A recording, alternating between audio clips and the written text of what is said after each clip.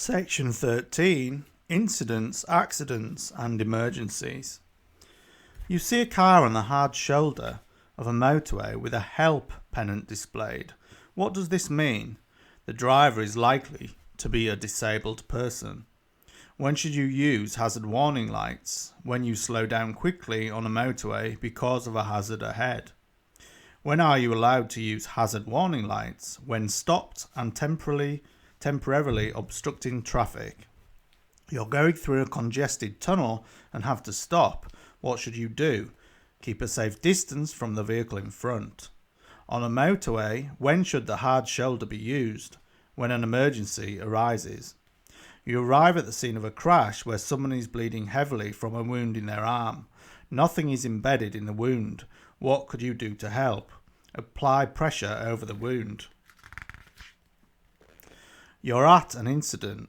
What could you do to help a casualty who's unconscious? Check that they're breathing normally. Following a collision, someone has suffered a burn. The burn needs to be cooled. What's the shortest time it should be cooled for? 10 minutes. A casualty isn't breathing normally and needs CPR. At what rate should you press down and release on the centre of their chest? 120 times per minute. A person has been injured. They may be suffering from shock. What are the warning signs to look for? Rapid, shallow breathing. An injured person has been placed in the recovery position. They're unconscious but breathing normally. What else should be done? Check their airway remains open. An injured motorcyclist is lying unconscious in the road. The traffic has stopped and there's no further danger. What should you do to help?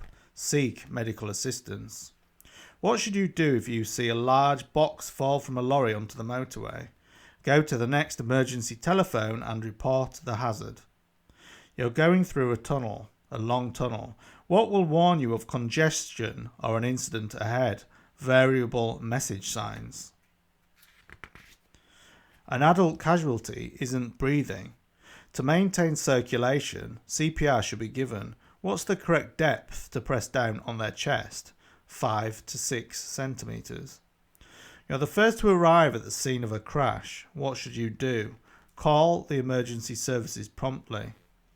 You're the first person to arrive at an incident where people are badly injured.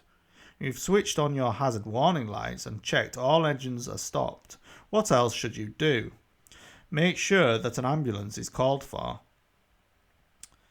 You arrive at the scene of a motorcycle crash. The rider is injured. When should their helmet be removed? Only when it's essential. You arrive at an incident. There's no danger from fire or further collisions. What's your first priority when attending to an unconscious motorcyclist? Check whether they're breathing normally. At an incident, someone is unconscious. What would your priority be? Check their airway is open. You've stopped at an incident to give help. What should you do? Keep injured people warm and comfortable. There's been a collision. A driver is suffering from shock. What should you do? Reassure them. You arrive at the scene of a motorcycle crash. No other vehicle is involved. The rider is unconscious and lying in the middle of the road. What's the first thing you should do at the scene? Warn other traffic. At an incident, a small child isn't breathing. What should you do to try and help? Open their airway and begin CPR. At an incident, a casualty isn't breathing. What should you do while helping them to start breathing again? Tilt their head back gently. At an incident, someone is suffering from severe burns. What should you do to help them? Douse the burns with clean, cool water. You arrive at an incident. A pedestrian is bleeding heavily from a leg wound. The leg isn't broken and there's nothing in the wound. How could you help? Apply firm pressure over the wound. At an incident, a casualty is unconscious but breathing. When should you move them? When there's further danger. At an incident, it's important to look after any casualties. What should you do with them when the area is safe? Keep them where they are. A tanker is involved in a collision. Which sign shows that it's carrying dangerous goods? Now this is the rectangular sign, slightly horizontal, with orange labelling, which has various specifications and technical details on it. For this question, the lettering is 2YE at the top, and then 1089, and then some small text. And it explains there will be an orange label on the side and rear of the tanker. Look at this carefully and report what it says when you phone the emergency services. You are involved in a collision. Afterwards, which document may the police ask you to produce? Driving license. After a collision, someone is unconscious in their vehicle. When should you call the emergency services? As soon as possible. A collision has just happened. An injured person is lying in a busy road. What's the first thing you should do to help? Warn other traffic. At an incident, what should you do with a casualty who has stopped breathing? Follow the DR ABC code, or doctor, I assume, ABC code. You're at the scene of an incident. Someone is suffering from shock. How should you treat them? Reassure them confidently. There's been a collision. A motorcyclist is lying injured and unconscious. Unless it's essential, why should you not usually attempt to remove their helmet? This could result in more serious injury. You've broken down on a two-way road. You have a warning triangle. At least how far from your vehicle should you place the warning triangle? 45 metres, 147 feet. You break down on a level crossing. The lights haven't yet begun to flash. What's the first thing you should do? Leave your vehicle and get everyone clear.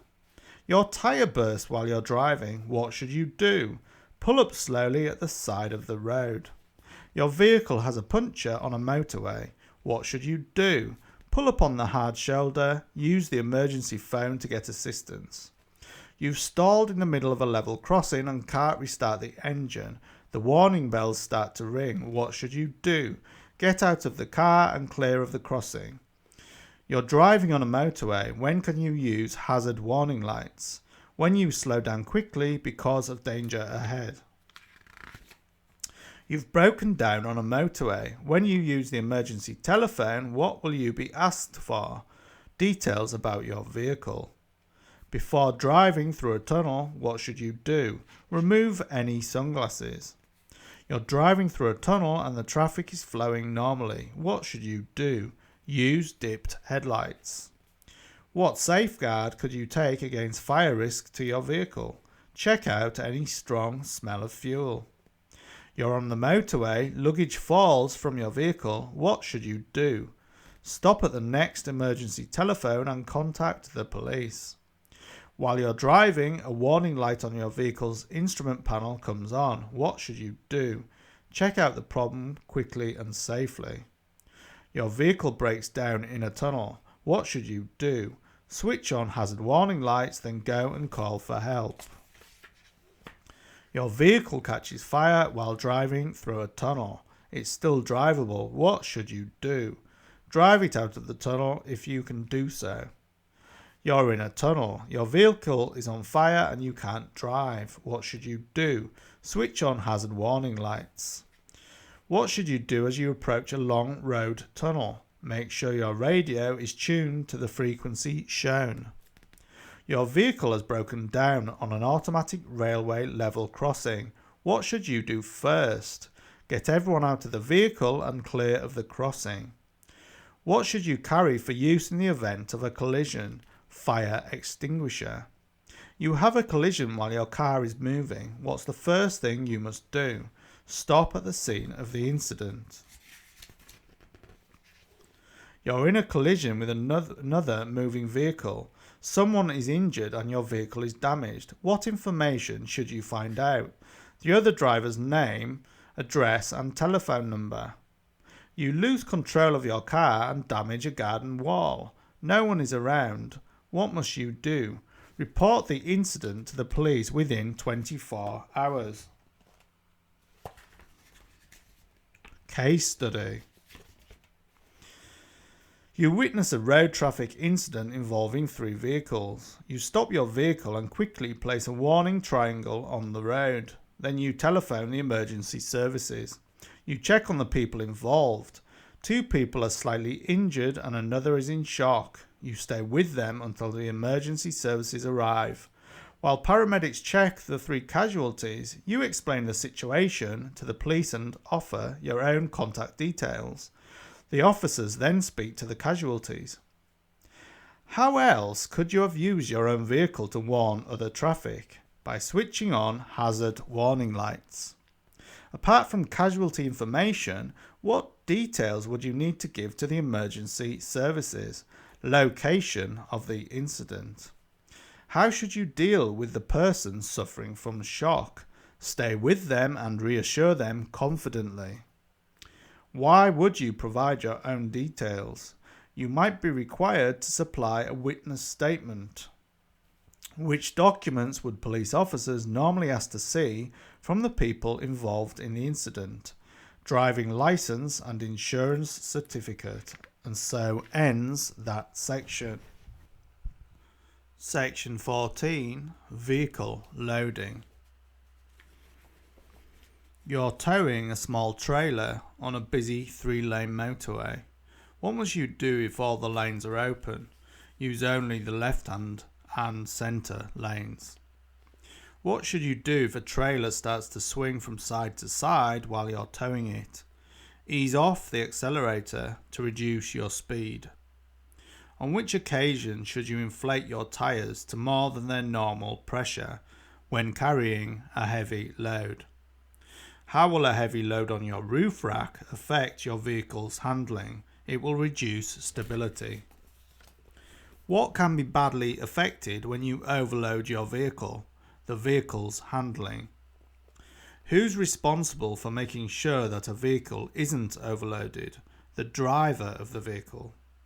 You're planning to tow a caravan.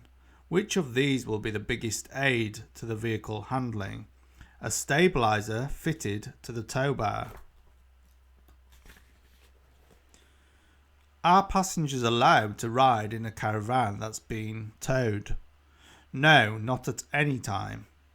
A trailer must stay securely hitched to the towing vehicle. What additional safety device must be fitted to a trailer braking system? Breakaway cable. You wish to tow a trailer. Where would you find the maximum nose weight allowed on your vehicle's tow hitch? In the vehicle handbook. How should a load be carried on your roof rack? Securely fastened with suitable restraints. You're carrying a child in your car. They're under 3 years old.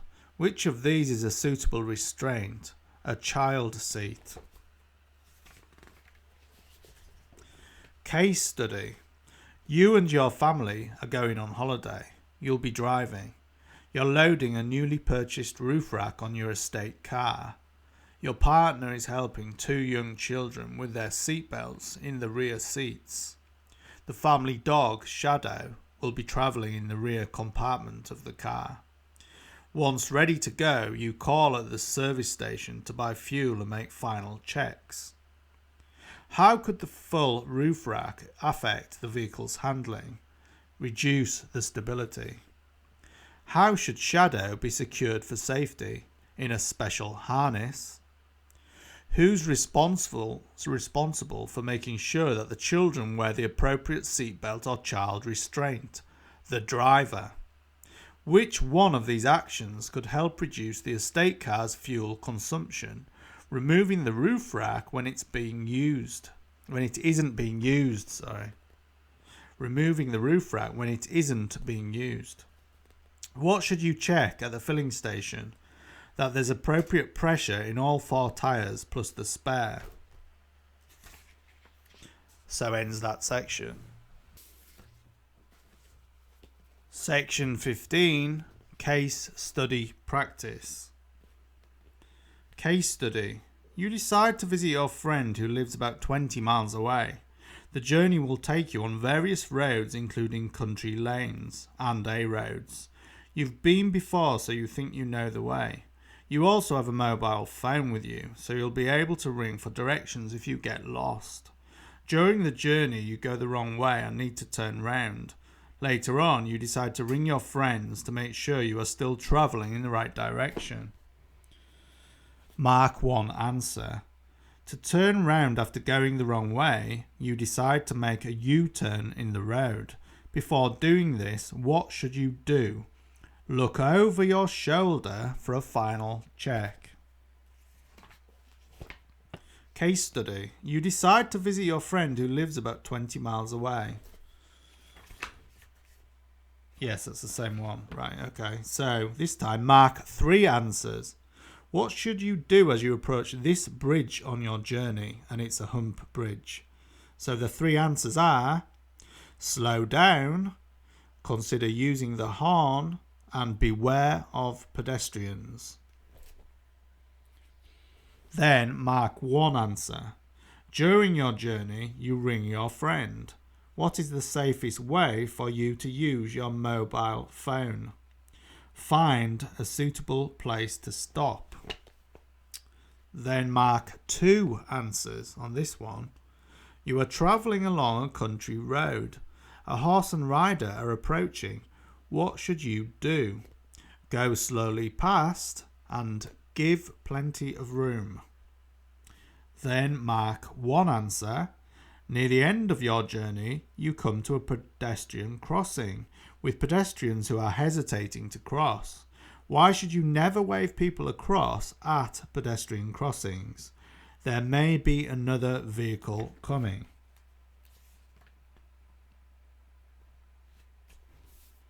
Case study practice. You plan to visit a friend who lives in a town a full day's drive away. You'll be away for a week. 2 weeks before the journey, you realise that your vehicle tax will expire while you're away.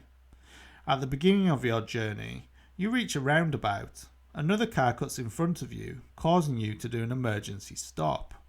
Later, you join the motorway, where a red X is flashing above the outside lane.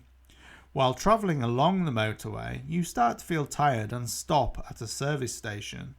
It's just after 11 p.m. when you park outside your friend's house. What should you do 2 weeks before you leave? Renew your vehicle tax immediately. What should you do at the service station? Very specific here, but it says drink 2 cups of coffee and rest for 15 minutes. What should you do at the roundabout? Stay calm and continue when it's safe. What must you do on the motorway? Stay out of the outside lane. Why must you avoid using your horn when parked outside your friend's house? Because you're stationary. Case study practice again. So case study practice B. You're taking your 14-year-old nephew on a day trip. You drive through town and reach a zebra crossing. A man carrying a white cane with a red band is waiting to cross. You join a dual carriageway and see a sign which has a white circle with diagonal black stripe.